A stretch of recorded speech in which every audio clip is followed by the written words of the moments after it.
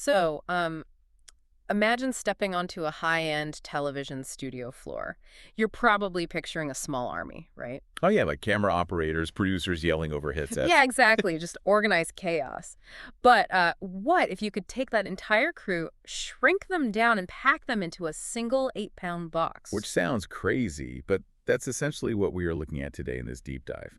It's the Bolin Technology R9-420F. Right, it's a high-end 4K PTZ camera, Yeah. right? Like pan-tilt zoom. Yeah, a PTZ camera. Yeah. But honestly, thinking of this $4,195 piece of hardware just as a camera really misses the mark. I mean, it's basically a fully automated robotic production team. Exactly. Okay, let's unpack this. Because if it's replacing a whole crew, it has to get the physical basics right first. Like, how does this thing actually capture a shot that looks professional? Well, the foundation is its 12.8-inch Sony Starvis eye sensor. So that's the part that actually takes in the light. Right, yeah.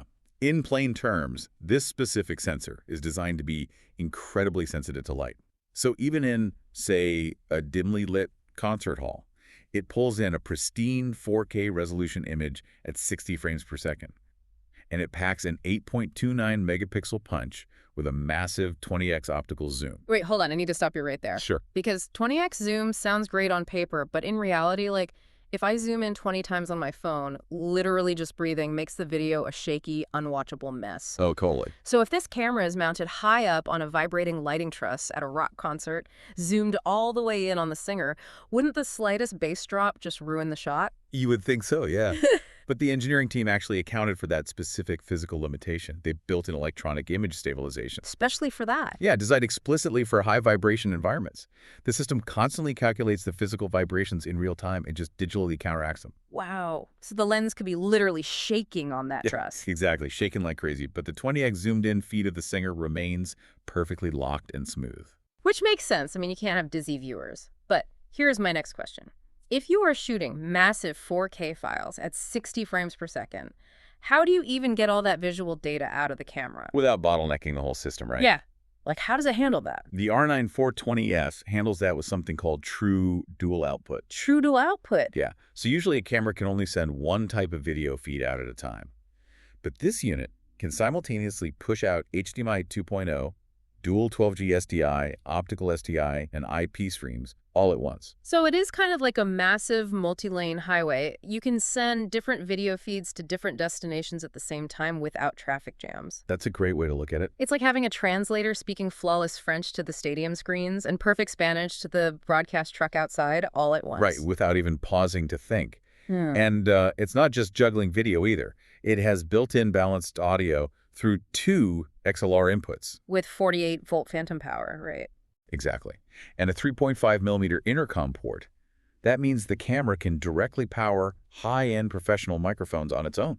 So completely bypassing the need to route audio through a separate, bulky soundboard. Yep, it handles it all right there in the box. Okay, so we've got a flawless, stable image and rock-solid audio routed perfectly. But here's where it gets really interesting to me. The AI stuff. Yes! The specs talk about an AI-powered facial analytics engine. It's not just capturing the room, it's like it is actively thinking about what's in it. Well, the AI is essentially stepping in to replace your manual focus puller. It rapidly tracks faces in the frame and continuously adjusts the autofocus and auto exposure. So even if the stage lighting is flashing wildly or changing colors, The subject's face stays crisp and perfectly lit every single time. that is wild. And the detail in these sources that really caught my eye is this Freed protocol thing. It says it's integrated for virtual and augmented reality production. Oh, yeah. Freed is fascinating. But how does that actually work in practice? Like, what is it actually doing? So Freed is basically a language that tells third-party software exactly where the camera is in 3D space. It constantly outputs axis data. Like its exact coordinates. Exactly. It's precise pan, tilt, and zoom coordinates. Yeah. Think about the mechanics of virtual reality. If the physical camera pans left, the virtual 3D background inside the computer has to pan right at the exact same millisecond. Because if there is even a tiny fraction of a second of lag, the virtual background kind of slips. Right, and that slip is what instantly breaks the illusion. And gives you motion sickness. Oh, 100%. So Freed ensures the physical camera and the computer's virtual environment are sharing a brain over an ultra-low latency connection. Wow. The physical and digital movements are synced perfectly, making the augmented reality feel entirely real. So what does this all mean for you listening at home? Like, why should you even care about broadcast gear? Well, because this tech really reveals a massive shift happening right behind your screens. Yeah, we were watching live video evolve from manual human operation to just this seamless AI-driven automation mixed with augmented reality. We really are standing on the edge of a completely new workflow for media creation. I mean, it changes how efficiently we can build virtual worlds and broadcast them globally. Which leaves us with a final thought to ponder today. If cameras no longer need human operators to physically frame a shot, or track a subject, or adjust the lighting, Right. what happens to the art of cinematography? That's a great question. Right. Like, will AI eventually develop its own creative style for filming a live event, or will every broadcast just start looking exactly the same? It's something to think about next time you tune into a live stream.